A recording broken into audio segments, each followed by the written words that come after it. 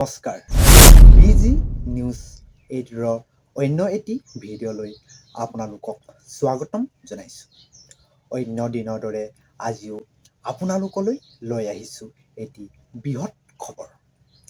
আজি মই এই ভিডিঅ'টোত ষ্টাৰ্ট কৰিবলৈ যোৱা আগত আপোনালোকক এটা কথাৰ সুধিবলৈ বিচাৰিছোঁ যে আপুনি যদি এগৰাকী অংগনবাদী কৰ্মী হয় বা এগৰাকী আশাৰ কৰ্মী হয় বা মিড ডে মিলৰ ৰান্ধনী হয়, তেন্তে আপুনি বৰ্তমান যি দৰমহা পাই আছে এইটোত সন্তুষ্ট নে?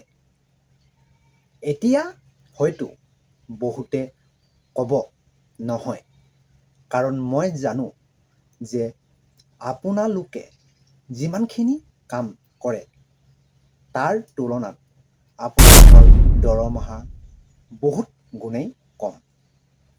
এই কৰ্মচাৰীসকলে গাঁৱে গাঁৱে গৈ মানুহৰ স্বাস্থ্যৰ ব্যৱস্থাৰ কথা সোধে। আশাৰ কৰ্মী বাইদেউসকলৰ ভূমিকা বহুত ডাঙৰ। অংগনবাদী কৰ্মী বাইদেউসকলে কণ শিশুসকলক যত্ন লয়, পুষ্টি ব্যৱস্থাৰ প্ৰদান কৰে আৰু ৰন্ধনকৰ্মী বাইদেউসকলে শিশুসকলক বিদ্যালয়ত খাদ্য যোগান ধৰে। তাৰ পিছতো এই কৰ্মচাৰীসকলে মাহৰ লাভ কৰে 3 বা 5,000 দৰমহা।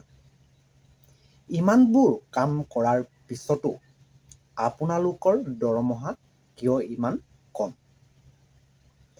চৰকাৰলৈ এটি সৰু অনুৰোধ, এই কৰ্মচাৰীসকলৰ দৰমহাৰ সন্দৰ্ভত আলোচনা কৰি দৰমহাৰ বৃদ্ধি কৰাওক।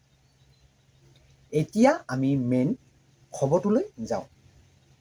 খবৰ অনুসৰি কোৱা হৈছে যে কেন্দ্ৰৰ চৰকাৰে এই কৰ্মচাৰীসকলৰ দৰমহাৰ বৃদ্ধিৰ ওপৰত আলোচনা কৰি দৰমহা বৃদ্ধি কৰাৰ কথা ভাবিছে। যদিহে দৰমহা বৃদ্ধি কৰে তেতিয়া কিমান বৃদ্ধি হ'ব জানেনে? 20,000 টকালৈকে বৃদ্ধি হ'ব। হয়, আপুনি একদম ঠিকেই শুনিছে, 20,000 টকাৰ দৰমহা বৃদ্ধি হ'ব।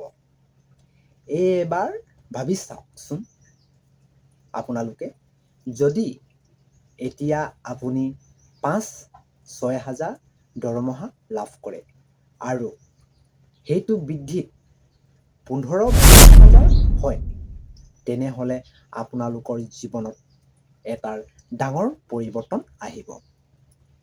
আপোনালোকৰ পৰিয়াল চলোৱা সহজ হৈ পৰিব, সন্তানক পঢ়োৱা সকলো ফালৰ পৰা জীৱন উন্নত হৈ পৰিব, নহয়নে ছাৰ? এতিয়া চৰকাৰে দৰমহা বৃদ্ধি কৰাৰ প্ৰধান কাৰণসমূহ: 1 নম্বৰ, বহুত দিনৰ পৰা এই দাবী চলি আছিল। 2 নম্বৰতে, আপোনালোকৰ কামৰ চাপ বহুত বেছি। 3 নম্বৰ, দৰমহা বহুত কম আছিল। 4 নম্বৰ, চৰকাৰে এইটো বিষয়ৰ ওপৰত গুৰুত্ব সহকাৰে লৈছে। এতিয়া এটা ডাঙৰ কথা যে এতিয়ালৈকে কোনো চৰকাৰী নটিফিকেশ্যন বা অফিচিয়েলি ঘোষণা অহা নাই। তাৰ মানে এইটো বিষয়ে এতিয়া আলোচনাৰ স্তৰত আছে। কিন্তু এইটো সঁচাকৈ হ'ব নে নহ'ব সেইটো আগলৈ জনা যাব। এতিয়া চাওক, মই দেখা অনুসৰি অংগনবাদী কৰ্মীসকলে পুৱা উঠি বিদ্যালয়ত উপস্থিত হৈ শিশুসকলক শিক্ষাদান কৰে। আশা কৰ্মীসকলে গাঁৱে গাঁৱে গৈ গৰ্ভৱতী মহিলাসকলক স্বাস্থ্যৰ কথা সোধে। ৰান্ধনীসকলে ৰান্ধি দিব লাগে কণ কণ শিশুসকলক ভাত। মানুহক সচেতন কৰিব লাগে। ইমানবোৰ কাম কৰিও মাহৰ শেষত কম দৰমহা লাভ কৰে। এইটো ন্যায় হয়নে? আপোনালোকৰ মতামতসমূহ জনাবচোন কমেণ্ট বক্সত।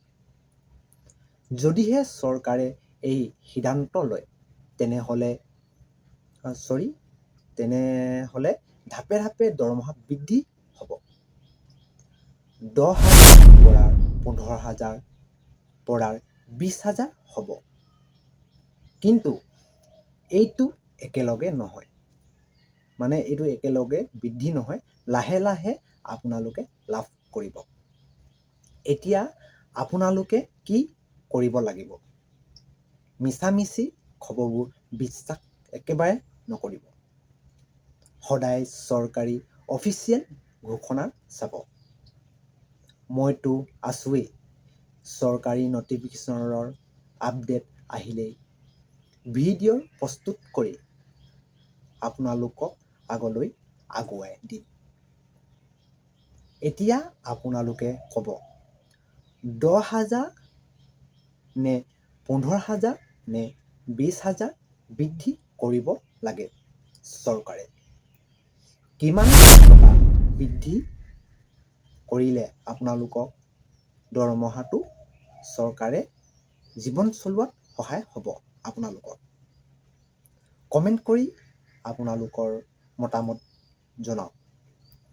লগতে এনেধৰণৰ চৰকাৰী খবৰসমূহ পাই থাকিবৰ বাবে BG News 8 নিউজ চেনেলটো ছাবস্ক্ৰাইব কৰি ৰাখিব।